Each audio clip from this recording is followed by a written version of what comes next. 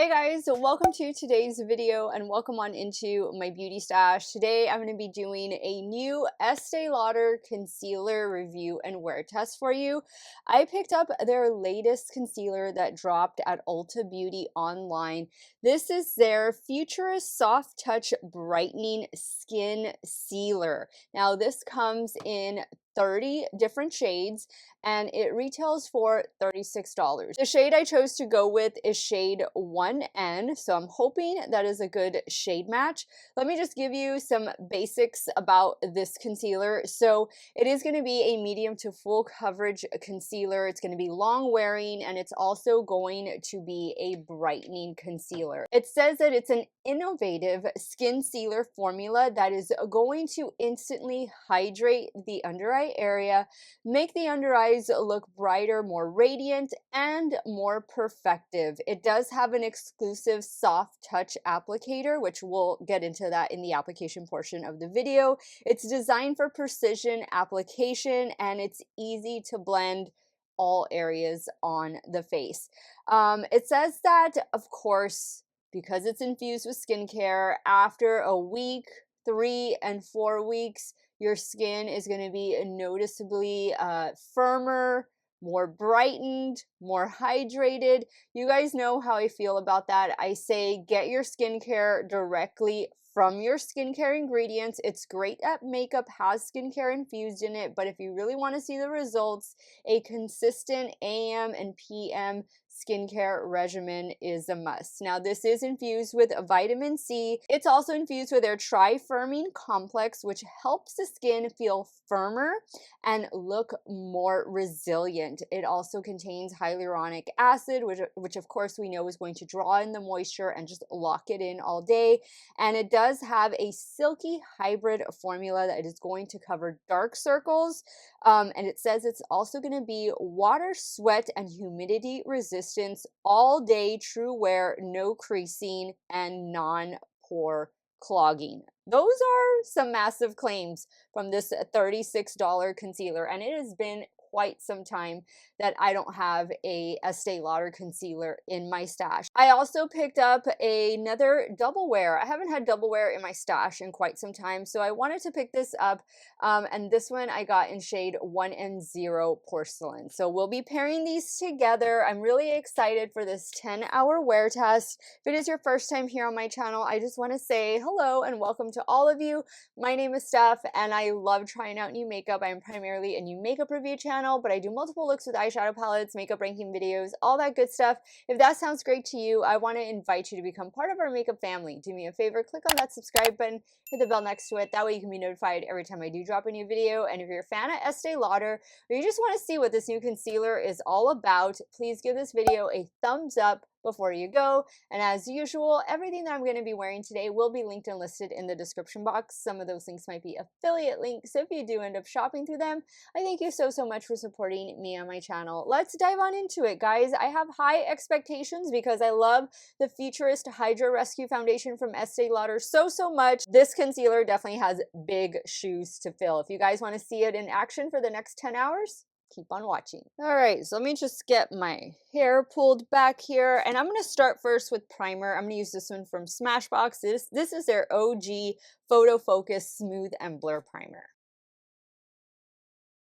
All right, so I'm just going to give the concealer a good shake. This is nice packaging, but it's plastic packaging.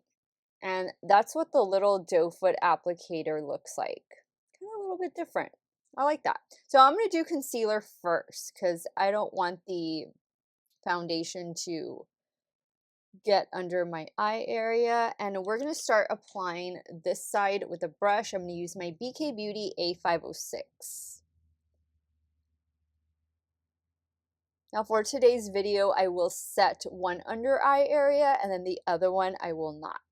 Oh, I can already see that is providing really nice coverage. And I'm also going to conceal like the sides of my cheeks, and I want to do that before I apply the foundation. Normally I would do it after, but I just want you guys to see the coverage on this one. So this side I'm going to apply with my damp beauty sponge. All right, so brush, sponge. I feel like I have a little bit more coverage over here on this side, as it typically goes whenever you use a sponge. Typically it tends to soak up some of the product. Now usually I spot conceal right here on the sides of my cheeks, so I'm gonna go ahead and do that. And again, I usually do this after I apply foundation, and I'm just gonna use the sponge for this part just so that you can see how it covers. Just gonna add a little bit to the nose, whatever's on the sponge. Okay, I like the coverage, and this actually feels, now it still feels tacky. I was gonna say, does it kind of feel like it's setting itself? Not just yet. Now we're gonna go in with an old fave double wear. Once again, the shade I have in this one is 1N0 Porcelain. And I'm using my BK Beauty 101. How did I forget? 101 foundation brush. Is it just me, or does this double wear foundation smell like paint thinner? I'm getting Wet n Wild Photo Focus vibes from this one, scent wise. I like the shade though. I always had my wrong shade in this foundation. Always had one that was a little too dark, but this one seems like it's a really nice shade match. And I got both of these products from Ulta. I'm just using my damp sponge to press over everything, make sure it's as seamless as possible. That's all I have left on the back of my hand, so just picking up whatever's left. All right, guys, so here's the complexion. Before I add any powder, I'm just pressing over everything. I think I'm going to powder the left eye, and of course I'm going to powder my T-zone. But before I do that, I want to add a little bit of setting spray, and I'm going to use this one from One Size. And to set my left eye and my T-zone, I'm going to go in with this one from Danessa Myricks. It is her Pink Evolution Powder. This is a really good one as far as oil control goes, and just looking really smooth under the eye area.